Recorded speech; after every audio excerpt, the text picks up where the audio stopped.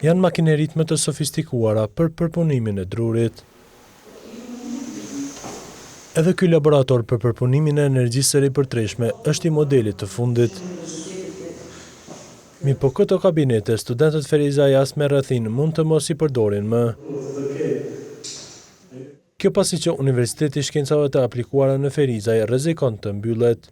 Si shkak për këtë, vlerësohet të jetë mosfutja e saj në planifikimin buxhetor nga Ministria e Arsimit për qarkullën buxhetore për vitin 2027-2029. Rektori i Universitetit Agrem Bajraktari thotë se situata e krijuar është shqetësuese. Për këtë tregon se ka pasur takim edhe me ministrin e detyrë të arsimit Hajrullah Qeku, por pas sukses. Kemi kërkuar nga ai që të na sqaroj, fillimisht duke thënë se në mos është ndonjë gabim teknik. Ministri në këtë rast thotë se unë jam zoti i shtëpisë. Ministria e Arsimit dhe Shkencës është ajo që la hapur universiteti, mbyll universiteti, dhe unë kam marrë këtë vendim për buxhetin vitit që vjen. Ai shprehet optimist se do të ketë reflektim nga ky dikaster, por në të kundërtën thotë se do të shfrytëzojnë të gjitha rrugët ligjore.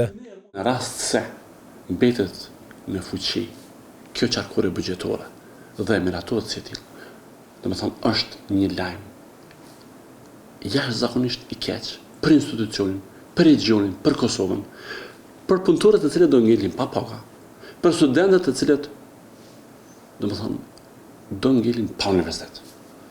Unë besoj shumë, jam më së i bindur që Universiteti ynë, Universiteti i Shkencave të Aplikuara në Ferizaj, nuk do të mbyllet.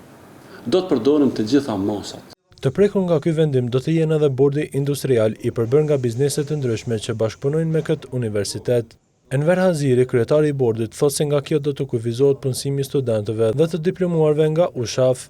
Çdo biznes që merret me përpunimin e drurit, të metaleve dhe të plastikës në Kosovë është drejt për drejti mundet mu atakue për shkak të se gjitha kanë përfitime nga këto kuadra që kanë rrjedhur nga ky universitet. Ai thotë se në rast të keqpërdërimeve duhet bërë përgjegjës individët e jo të mbyllet i gjithë institucioni.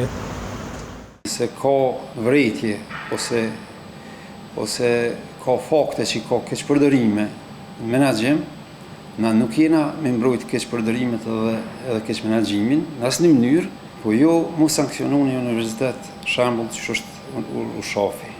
Për këtë çështje TVNJ ka dërguar pyetje edhe në Ministrinë e Arsimit, por që deri në publikim të kronikës nuk ka pasur përgjigje.